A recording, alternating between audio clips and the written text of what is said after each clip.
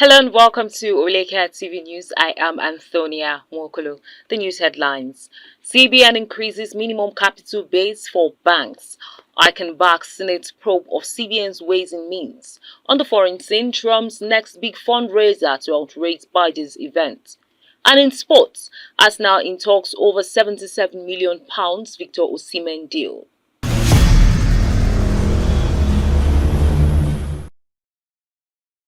Welcome back. Now the news in details. The Central Bank of Nigeria has released new minimum capital requirements for commercial, merchant and non-interest banks. In a statement on Thursday by its Acting Director of Corporate Communications Department, Hakama Sidi Ali, the Apex Bank pegged the minimum capital base for commercial banks with international authorization at 500 billion naira. The CBN added that national authorization commercial banks need to meet a 200 billion naira threshold, while those with regional authorization are expected to achieve 50 billion naira capital base. The Apex Bank also disclosed that the new requirements for non-interest banks with national and regional authorizations are 20 billion naira and 10 billion naira respectively. It was said that the increase was necessary due to prevailing macroeconomic challenges and headwinds occasioned by external and domestic shocks.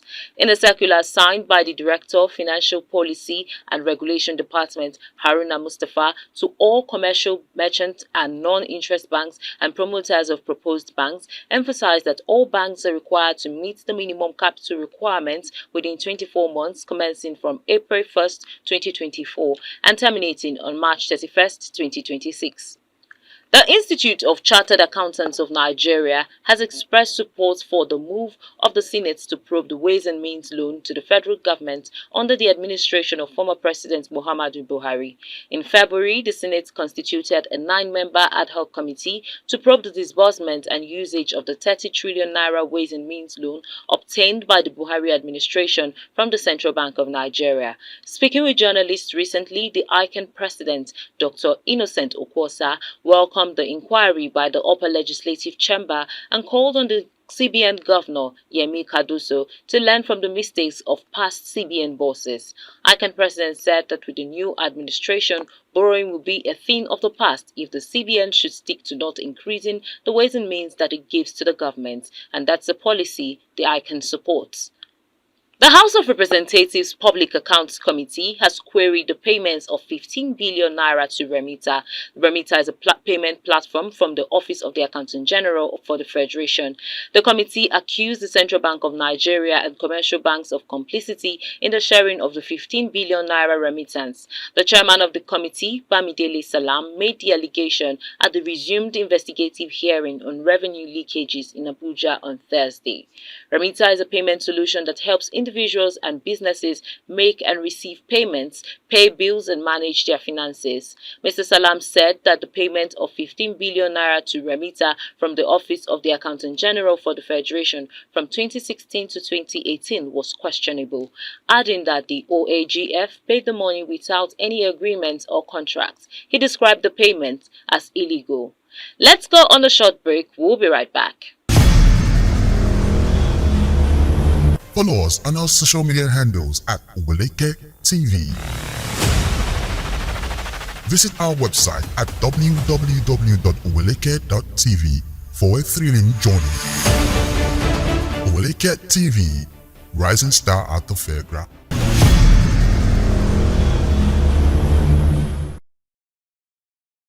Welcome back. 6 members of the Labour Party in the Enugu State House of Assembly have officially defected to the People's Democratic Party. They made their defection known on Thursday in Enugu in a letter read by the Speaker, Chief Uche Ugu, during the plenary at the Assembly Legislative Complex. Those who defected are Ejike Eze, Igweze North 1, Johnson Ugu, Enugu North, Princess Ugu, Enugu South Rural, Pius Ezugo, Nsukka West, Amuka Williams, Igwetiti East, Osita Eze, Oji River.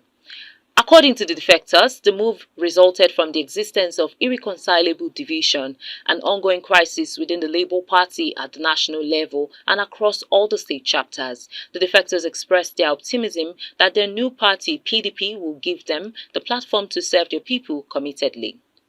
The Federal Airports Authority of Nigeria has taken action by closing a KFC outlet at the Murtala Mohammed Airport in Lagos due to violations of laws protecting the rights of individuals with special needs. The closure was confirmed through a statement released by FAAN's Director of Public Affairs and Consumer Protection, Obiageli Ora, on Thursday. The statement titled "FAAN Shuts Down KFC Outlets at Murtala Mohammed International Airport" emphasized that the shutdown was in response to the outlet's infringement of the Lagos State Law on People with Special Needs, particularly referencing Part C, Section 55 of the General Provisions on Discrimination.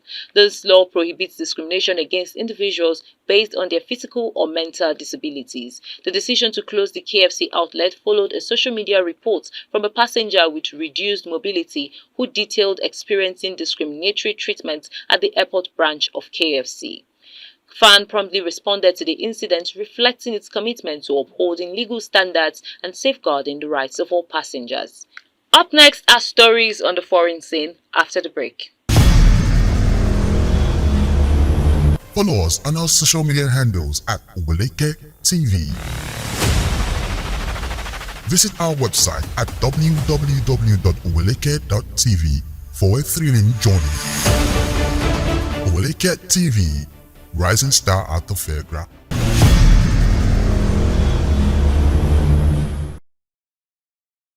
Welcome back. On the foreign scene, former President Donald Trump and the Republican Party's joint fundraiser in Palm Beach, Florida, next week has raised at least $33 million. Organizers say that haul, which cannot be verified until campaign disclosure filings come out, would likely outrace President Joe Biden and the Democratic Party's fundraiser in New York City on Thursday, featuring former Presidents Barack Obama and Bill Clinton, which is expected to raise more than $25 million. The Financial Times first reported on the expected $33 million haul from Trump's fundraiser.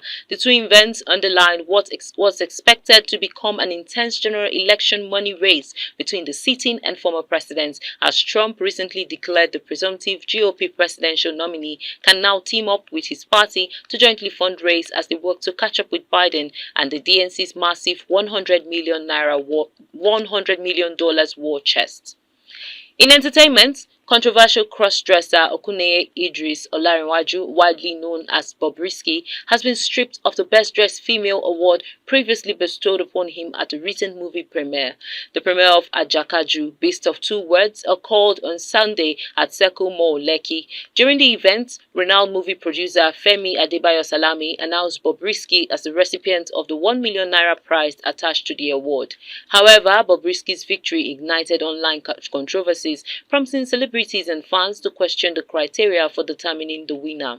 Ajao explained that awarding Bobrisky the Best Dressed Female prize was a strategy to generate publicity for the movie. To rectify the situation, Eniola announced two new winners for the Best Dressed Female category, each receiving ₦1 million as a gesture of sincere apology and appreciation for their elegance and grace. In her statement, she addressed the Muslim community, expressing apologies and extended heartfelt apologies to Femi Adebayo, his wife Dayo Amusa, and Bobrisky for any distress caused.